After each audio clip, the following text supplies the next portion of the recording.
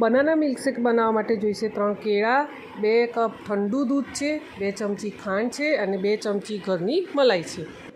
સૌથી પહેલાં આપણે એક મિક્સર જાર લઈશું, તેમાં કેળાને કટ કરી લઈશું। 2 ચમચી ખાંડ ઉમેરી લઈશું, 2 ચમચી ઘરની મલાઈ છે તે ઉમેરી લઈશું, જેનાથી આપણો જે મિલ્કશેક છે તે થીક બનશે।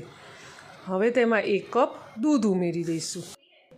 હવે આ બધું જ છે તે મિક્સરમાં ગ્રાઇન્ડ કરી લઈશું અને તેમાં બીજું દૂધ ઉમેરી લઈશું। સર્વિંગ ગ્લાસમાં આ રીતે ચોકલેટ સોસ લગાવી દઈશું અને તેમાં બનાના મિલ્કશેક છે તે ઉમેરી લઈશું અને આ ગ્લાસને ફ્રીજમાં ઠંડુ કરવા મૂકી દઈશું। રેડી છે આપણો હેલ્ધી એવો બનાના મિલ્કશેક અને ઉપરથી ચોકલેટ સોસ ઉમેરી દો। જો આ બનાના મિલ્કશેક તમે ગોયરો, વ્રત કે ઉપવાસમાં બનાવવા માગતા હોય તો ચોકલેટ સોસને સ્કીપ કરવો। Thank you.